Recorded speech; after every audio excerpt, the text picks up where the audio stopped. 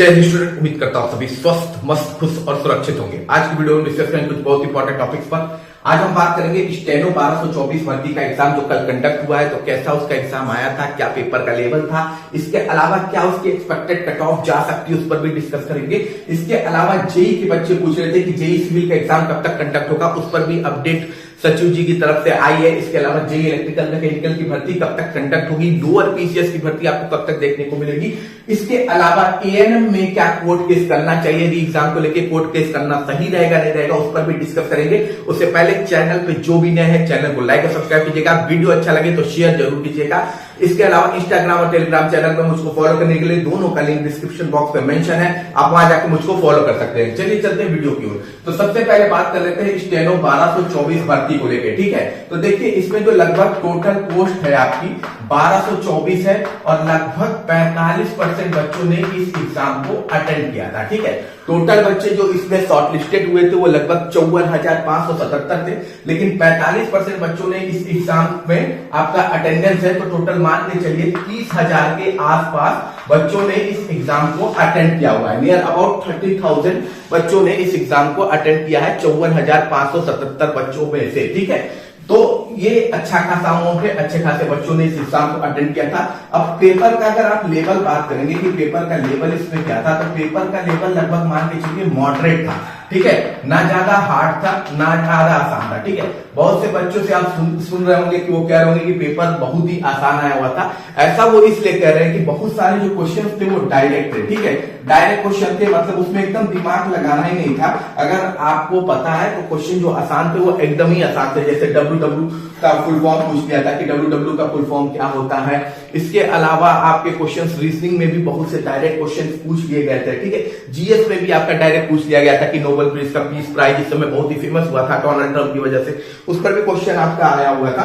तो जो easy question थे वो इतने ही आसान थे कि बस आप पढ़ लीजिए और आप कर लीजिए। अगर आपने पढ़ा भी नहीं है, क्लास 1-2 से भी अगर आप कंप्यूटर पढ़ रहे हैं तो क्वेश्चन को कर सकते थे, या 5, 6, 7 से मैथ पढ़ रहे हैं तभी आप क्वेश्चन को कर सकते थे, ठीक है। तो ओवरऑल जो पेपर के क्वेश्चन आसान थे वो आसान थे ही, लेकिन जो लेवल ट्रिकी क्वेश्चंस थे वो भी उसमें अवेलेबल थे। इसलिए मैंने कहा कि मॉडरेट लेवल का ये पेपर टोटल आपका आया हुआ था, ठीक है। तो अब इसमें ये है कि भाई इसमें कट ऑफ क्या आपकी जा सकती है, ठीक है। क्या आपका कट ऑफ लगभग उम्मीद कर सकते हैं, ठीक है। तो ये सिंपल सारी बात आप समझ लीजिए कि अगर आप देखिए, क्योंकि इसमें टाइपिंग होता है, टाइपिंग इसमें होगा। टाइपिंग इंपॉर्टेंट है क्योंकि बहुत सारे बच्चे स्टेनो में टाइपिंग में ही छट गए थे, तो टाइपिंग बहुत ही इंपॉर्टेंट है। तो ये मान के चलिए कि जो टाइपिंग की इसकी कट ऑफ होगी अनरिजर्व कैटेगरी की, वो नियर अबाउट 40 से 42 के बीच में होगी, ठीक है। 40 से 42 के बीच में मुझे लगता है आपको टाइपिंग देने को मिल जाएगा। इससे ज्यादा कट ऑफ ना यूआर की जाने वाली है, ना ओबीसी की जाने वाली है और ना ही ईडब्ल्यूएस की जाने वाली है, ठीक है। अगर आप इतना नंबर सही कर ले रहे हैं तो बिल्कुल आप टाइपिंग में बैठ जाएंगे। टाइपिंग में आपका सिलेक्शन बिल्कुल तय है। और टाइपिंग में तो ये फिक्स नहीं होता कि कोई जो हाईएस्ट नंबर पाया है वो जरूरी नहीं है कि टाइपिंग पास कर जाए, और जो कम नंबर पाया है जरूरी नहीं है कि वो टाइपिंग फेल कर जाए, ठीक है। टाइपिंग अच्छे बच्चों को निकाल भी सकती है और जो कम नंबर वाले बच्चे हैं उनको सेलेक्ट भी करा सकती है, ठीक है। इसके अलावा अगर बात करें तो एससी कैटेगरी की, तो 31 से 33 के आसपास आपको इसका वो देखने को मिलेगा, ठीक है। अगर वही ट्राइबल कैटेगरी की बात करें, एसटी कैटेगरी की, तो एसटी कैटेगरी में जो आप मुझे उम्मीद है टाइपिंग की कट ऑफ आपकी 27 से 29 के आसपास जाएगी। और वही फीमेल कैटेगरी की आप बात करेंगे, अगर फीमेल कैटेगरी की, तो ये लगभग मान के चलिए 33 से 35 के बीच में आपकी कट ऑफ घूमेगी, ठीक है। तो ये आपकी टाइपिंग की कट ऑफ जा सकती है। अगर आप इतना स्कोर कर रहे हैं 40-42, 40-42, 31-33, तो आप बिल्कुल मान के चलिए कि आपके चांसेस हैं टाइपिंग में सेलेक्ट होने के, ठीक है। अब हम बात कर लेते हैं अगली इंपॉर्टेंट भर्ती की। तो अगली इंपॉर्टेंट न्यूज आपकी जेई एग्जाम भर्ती को लेके, जेई सिविल एग्जाम को लेके बच्चे परेशान है कि आखिर इसका एग्जाम कब तक कंडक्ट होगा, क्योंकि देखिए कोर्ट से अब सब कुछ क्लियर हो चुका है, कोर्ट से कोई प्रॉब्लम है नहीं। डिप्लोमा वालों को सिलेक्ट किया गया है, डिग्री वालों को बाहर कर दिया गया है, तो कोर्ट से कोई भी इशू आपको देखने को नहीं मिलेगा, ठीक है, सिविल एग्जाम में। तो यहाँ पे बच्चे गए भी थे और सचिव जी ने कहा है कि जेई सिविल एग्जाम आपका जल्द से जल्द करा सकते हैं, ठीक है। जल्द से जल्द वो कराने की एकदम मतलब बच्चों से कहा है कि आप टेंशन मत लीजिए, अब हम आपका एग्जाम जल्द से जल्द कराएंगे, कोशिश कर रहे हैं, ठीक है। तो जल्दी हो सकता है आपको इसकी शॉर्ट लिस्टिंग देखने को मिल जाए, ठीक है।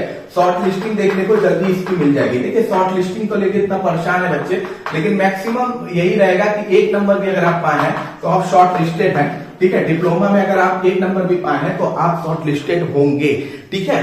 तो जेई एग्जाम आपका उम्मीद है कि फरवरी मार्च में आपको इसकी नोटिस देखने को मिल सकती है एग्जाम की। तो जो बच्चे इस एग्जाम को लेकर प्रिपरेशन कर रहे हैं अपनी प्रिपरेशन तेज कर दीजिए, जल्दी आपको इसका नोटिफिकेशन देखने को मिल जाएगा। इसके अलावा बच्चे इसलिए भी परेशान थे कि जूनियर इंजीनियर इलेक्ट्रिकल मैकेनिकल जो ये भर्ती पैट 2023 से आनी थी वो पैट 2025 में कब तक आ सकती है। तो एक सिंपल सादी बात समझिए, जेई इलेक्ट्रिकल मैकेनिकल की जो भर्ती है वो आपकी फरवरी मंथ में आपको देखने को मिल जाएगी, यानी अगले महीने आपको ये भर्ती देखने को मिल जाएगी पैट 2025 से। नो डाउट है कि ये पैट 2023 से आनी थी, लेकिन अब ये अगले मंथ पैट 2025 से देखने को मिल जाएगी, ये पक्का है। इसके अलावा जो लोअर पीसीएस है, लोअर पीसीएस ये आपका इसी मंथ के लास्ट वीक में देखने को मिलेगा, ठीक है। ये जनवरी के लास्ट वीक में देखने को मिलने वाला है, ठीक है। जनवरी के लास्ट वीक में आपको देखने को मिलेगा, मतलब इस महीने आपका हो सकता है लोअर पीसीएस की भर्ती आपको देखने को मिल जाए, ठीक है। और इसमें जो लगभग टोटल पोस्ट आपको है लोअर पीसीएस में, अगर लोअर पीसीएस की बात करें तो इसका टोटल पद आपका 1700 प्लस है, ठीक है। 1700 प्लस पर ये भर्ती आने वाली है और इसी महीने के लास्ट वीक तक आपको इसका नोटिफिकेशन भी देखने को मिल जाएगा। अगले महीने आपका JE junior engineer electrical mechanical की भर्ती, इसके अलावा कुछ हो सकता है मेडिकल से रिलेटेड भर्ती आपको देखने को मिल जाए या परिवर्तन सिपाही की भर्ती आपको देखने को मिल जाए। 3 नोटिफिकेशन आपको फरवरी में और 1 नोटिफिकेशन लोअर पीसीएस लेखपाल के बाद जो दूसरा नोटिफिकेशन है लोअर पीसीएस इसी महीने आपको देखने को मिल जाएगा, ठीक है। अब हम बात कर लेते हैं अगली इंपॉर्टेंट भर्ती की। तो अगली इंपॉर्टेंट भर्ती एएनएम की भर्ती है, जिसको लेके ये भर्ती काफी विवाद में रही है। उसका रीजन रहा है कि इस भर्ती में जो पेपर आया था वो आउट ऑफ सिलेबस था, ठीक है। आउट ऑफ सिलेबस था, ठीक, सिलेबस आउट ऑफ सिलेबस ये भर्ती आई हुई थी, ठीक। और उसमें लगभग 35 क्वेश्चन जो थे आपके 35 क्वेश्चन आपके बाहर के थे, यानी कि यूपी जीके से रिलेटेड 20 क्वेश्चन थे और कंप्यूटर से रिलेटेड आपके 15 क्वेश्चन आए हुए थे, ठीक है। 15 क्वेश्चन कंप्यूटर से और 20 क्वेश्चन आपका यूपी जीके से रिलेटेड आया हुआ था। ये भर्ती बहुत ही बड़ी है क्योंकि इसमें जो टोटल पोस्ट आपका है वो लगभग 5272 के आसपास का पोस्ट है, ठीक है। अब यहाँ पे प्रॉब्लम क्या है कि बहुत से बच्चों का डिमांड है कि कोर्ट चलते हैं री एग्जाम कंडक्ट करवाने के लिए, बहुत से बच्चे री एग्जाम की डिमांड कर रहे हैं, ठीक है। तो री एग्जाम होना भी चाहिए, ये यूपीएससी को खुद सोचना चाहिए कि जो सिलेबस उन्होंने दिया नहीं था उस सिलेबस के हिसाब से अगर पेपर दे दिया है आउट ऑफ सिलेबस से तो उन्हें री एग्जाम कराना चाहिए। लेकिन प्रॉब्लम क्या है कि अगर हम कोर्ट जाते हैं तो आपको भी पता है कि कोर्ट में सिचुएशन क्या होती है भर्ती की, ठीक है। अगर हम कोर्ट में इस भर्ती को लेके जाएंगे तो कोर्ट में लगभग मान के चलिए 1 से 2 साल से नीचे कम समय नहीं लगेगा। 1 से 2 साल का समय तो कम से कम आपका लगभग करेगा इस भर्ती को कोर्ट से क्लियर होने में। उसके अलावा ये भर्ती तो अटकेगी, इसके अलावा अगली भर्ती जो आने वाली होगी एएनएम से वो भी लटक जाएगी, क्योंकि कोर्ट में कुछ तय तो होता नहीं है। आप अक्सर भर्तियां देख लीजिए, मुख्य सेविका की भर्ती आप देख लीजिए, जूनियर इंजीनियर सिविल की ही भर्ती आप देख लीजिए, ठीक है। तो कोर्ट में जाने का मतलब है कि भर्ती को फंसाना, प्रेजेंट भर्ती को तो फंसाना ही फंसाना, अगली भर्ती को भी फंसाना। तो इसमें सबसे अच्छा ऑप्शन ये है कि आयोग 65 नंबर पर ही आपका रिजल्ट निकाले तो ज्यादा बेहतर होगा, ठीक है।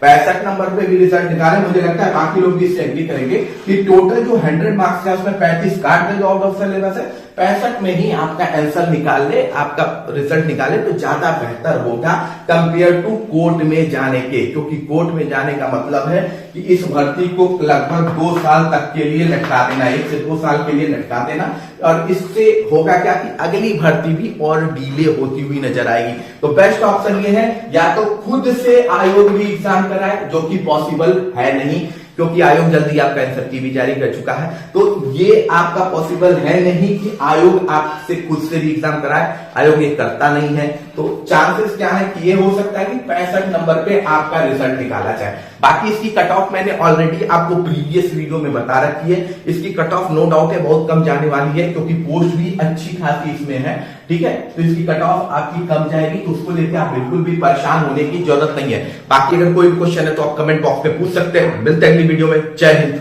जय भारत।